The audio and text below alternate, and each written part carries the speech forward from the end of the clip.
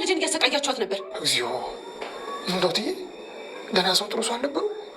ምን ነካሁት ዘንድሮ? አንተም ብትሆን ያውነ አሁን ካለችበት ይዛትና ለምን እንደዚህ እንዳደረገች እንጠይቃታለን። በገዛ ቤቴ ልጅ ለጥቃችሁኝ ነበረ። ያደራ ልጅ ወይኔ ልጆቼ፣ ቆይ ምን ቢበድላችሁ ነው እንደዚህ ያደረጋችሁት? ኧረ እትዬ አሁን እኔ ምንም አልፈልግም። ቤቴን ለቀህ ውጣ። ለእስከ ዛሬውን ፈጣሪ ክፈለ። አመሰግናለሁ። በቃ አዎ በቃ እሺ። አሁን ቤቴን ለቀህ ውጣ። እኮ ሁሉም እኔ እንደመረስኳቸው ነው የሚያውቁት። ምንም ቢያውቁ ነው አይመለከተኝም ማለት ሄደን እውነቱን እንጋፈጣለን። እሺ ነይ እንሂድ።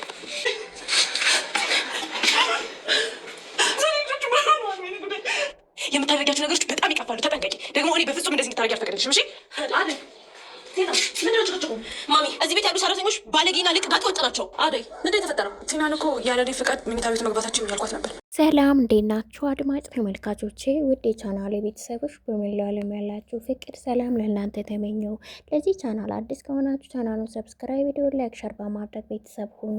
በተወዳጁ ሰራተኛዋ አደይ ድራማ ዛሬም ይዘን መጥተናል። እስከ ቪዲዮ ፍጻሜ አብራችሁን ቆዩ። እንግዲህ ሊሊንና ባቡሬን ማን ነው ፊት ለፊታቸው የመጣው? ኤላ ነው ወይስ ደግሞ እኛ እንዲሁ ስንገምተው በአክስቷ በኩል የተላኩ ሰዎች ይመስሉናል። እሷም ፈርታ ስለነበር ቀድመን ወደ ቤት እንግባ እያለችው ስጋቷን እየነገረችው ያለ እሱ ግን በጊዜ ለምን መግባት ፈለግሽ እያላት ነበረ። ነገር ግን አንተ ካገትከኝ በኋላ ነገሮች ሁሉ ለኔ ያስፈሩኛል፣ በጊዜ ወደ ቤቴ መግባት እንዳለብኝ አስባለሁ ስትለው ነበር። ባቡሬም በነገሩ ተስማምቶ እሺ እንገባለን ችግር የለውም ሲያላት እያለ ከፊት ለፊታቸው ግን ለነሱ የሆነ ጥቃት ሊያደርስባቸው የመጣ ሰው የተመለከቱ ይመስላል። ለምለም በፍርሃት ባቡሬ በኪ ያለችም ስትጣራ ተመልክተናት ነበረ። ነገር ግን ይህ ሰው ማን ነው ብለን ላሰበ ኤላ መጣ እንዴ ወይስ ደግሞ በአክስቷ በኩል እሷን ሆነ ባቡሬን የሚያድኗሉና ሊያግቷቸው ያመልጡ ይሆን ወይስ ደግሞ ፊት ለፊት ኦልሬዲ ተገናኝተዋል? እነሱም ደንግጠው እየተመለከቱ ነው። ታዲያ ማንኛቸውን ነው የሚወስደው? ሁለታቸውንም ወይስ ባቡሬን ብቻ? ሀሳብ አስተያየታችሁን የእናንተን ግምት አስቀምጡ። በሌላ በኩል ደግሞ እንግዲህ የአደይና የዴብ ጉዳይ አሁን ላይ ፍቅርና ቤዛ ያሰቡትን ተንኮል ሊፈጽሙት ነው። ቤዛ አደይ ልትመርዛት ምግቡን አዘጋጅታ አንቺ ሞኝ ፋራ እያለች ይህን ቤተሰብ ጨርሰዋለሁ ቤቱ የኔ ነው ስትል ተመልክተናት ነበረ። አደይም በጣም ስለደከማትና ሽሮ መብላት እንደፈለገች ነግራት ቤዛ እንደምታዘጋጅላት ቃል ስለገባችላት አመሰግናለሁ ብላ ወደ መኝታ ክፍሏ ሄዳለች። ሌላው የባቡሬና የሊሊ ጉዳይ እጅግ በጣም አስቸጋሪ ነገር ነው ይገጥሟቸዋል ብለን የምናስበው። ሌላው የእንግዲህ ኪንጎና የቅምጥል ጉዳይ ነው። ኪንጎ አሁን ቅምጥልን እየወደዳትና እያፈቀራት መምጣቱ አልቀረም። እሷም እየራቀችው ነው።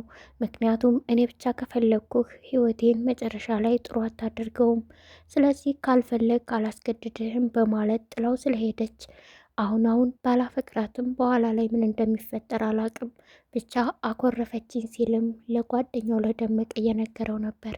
ደመቀም ታዲያ ምንሽ ነው የማትወደን ሴት ስትከተል የምትወደ አመለጠችህ፣ ቅምጥል አታንስብህም እያለም እየነገረው ነው።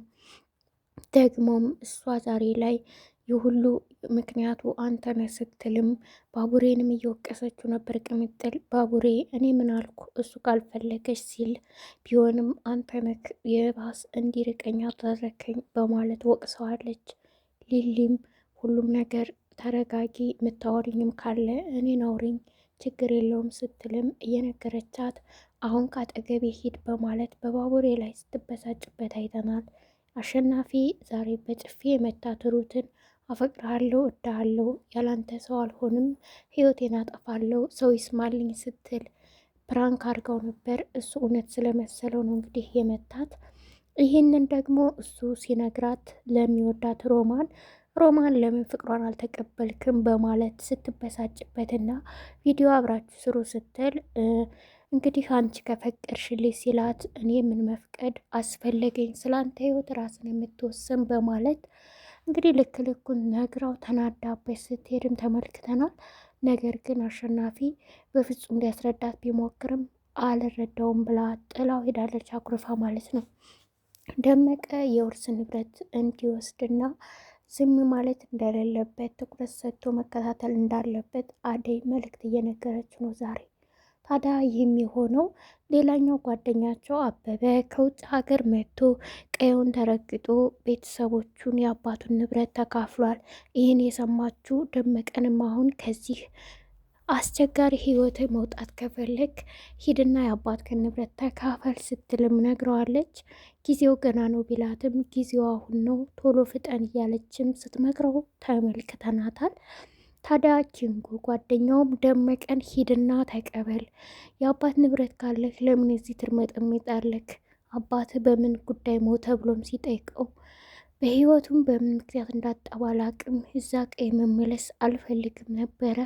አሁን ግን እስኪ ነገሮችን አመቻችቼ ሞክራለሁ የማለት እንግዲህ ውርሱን የመጠየቅ ኃላፊነት እንዳለበት ስለነገረችው ሊሄድ ነው ማለት ነው። ሌላው ደግሞ እንግዲህ የፍቅር ጉዳይ ነው። ፍቅር አሁን ላይ ከቤዛ ጋር ቢጣሉም ነገሮችን ቀስ ብለን ተስማምተን በእርጋታ እንጂ በጩኸትና በመሳደብ ወይም ሰዎችን በመጓተት አይደለም ብላ እንግዲህ እየመከረቻት ነበር ፍቅርን። እሱም ደግሞ ቀለበቱን አምጪ ብላ እንግዲህ እሷ ስትታገላት ነበር አደይን። ጥሩ ሰው በመምሰል እንግዲህ ቤዛ ስትከላከልላት ተመልክተናል። ያን ያደረገችው ለሲስተማ እንጂ ለአደይ አስባላት እንዳልሆነ እናውቃለን። በእርግጥ አደይ ጠርጥራት አለች። ስለምንድን ነው እኔን የምትከታተይኝ? በፍጹም የሆነ ነገር አለ እንጂ አንቺ እንዲሁ ደርሰሽ እኔን አልወደድሽኝም ስትላትም ተመልክተን ነበር። ነገር ግን ቤዛ ያንቺ ጥሩነት ያንቺ መልካምነት ስላልገባኝ እንጂ አደይ ድሮ እንደዛ ያደረግኩሽ ለካ አንቺ መልካምና ጥሩ ሴት ነሽ፣ ስለዚህ በጣም ይቅርታ ስለበደልኩሽ ነገር ሁሉ እያለች ስታስመስል፣ እንዲሁም በፍቅር እናት ፊትም ይህን ነገር በዴቭ ፊትም ስትናገር ነበር ማለት ነው። ያለ ድሮዋ እንዴት ከየት መጣህ ጸባይ እያሉ ሁሉም ተገርመውባታል። ዛሬ ላይ ግን ስራዋን ልትሰራ ኦልሬዲ ተዘጋጅታ ጨርሳለች ማለት ነው። በጣም ከባድ ነገር ነው። ሮሚ በጣም ደብሯታል። እንግዲህ በአሸናፊ ጉዳይ ማለት ነው። በጣም ተናዳለች። ያሳያትን ቪዲዮ ስታይ በጣም እውነት ነው የመሰላት ማለት ነው።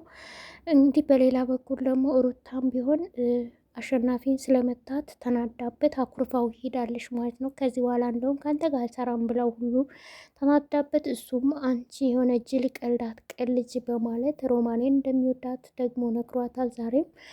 ታዲያ ሮማን ይህ ነገር እውነት ነው በሚል ተናዳ ስትሄድ ያየናት። ቅምጥልንም መንገድ ላይ አግኝታት ምን ሆነሻል ስትልም ጠይቃት ነበር ማለት ነው።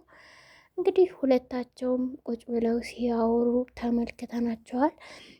ዛሬ ላይ ይቅርታ ብሎ ድጋሚ ሊታረቃት ያሰበ ይመስለናል።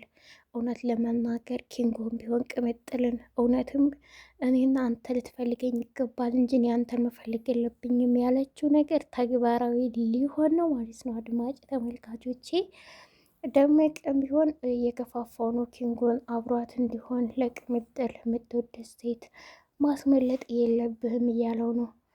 ታዲያ አሁን የሊሊና የባቡሬ ጉዳይ ደግሞ በቤት ውስጥ እየኖሩ እንግዲህ ህይወቴን ሙሉ አንተን ስላገኘሁህ ደስተኛ ነኝ፣ ምክንያቱም አንተ ባትኖር ኑሮ እዚህ ደረጃ አልደርስም፣ ማንም አያስወጣኝም ብላ ስታመሰግነው፣ እሱም ቢሆን አንቺን ካየሁሽና ካገኘሁሽ በኋላ ሳቄ ደስታዬ ተመልሶ ፈገግ እያልኩ ነው ሲልም እንግዲህ ፍቅር ቢጤ የጣለበት ይመስላል። እንግዲህ ባቡሬ ሊሊን በፍቅር አይን የሚያያት ነው የሚመስለን። እሷ በእርግጥ እንደ ተመልከተኝ፣ ገንዘብ ምንም ሲቸግር አማክረኝ፣ ደግሞ ከቤቴ እስከፈለግከው ሰዓት መቀመጥ ትችላለህ ብለዋለች። በሂደት እንግዲህ እሱ አሁንም ወዷትም አፍቅሯትም ነው ከእገታውም ያስመለጣትና ይዟት የወጣው።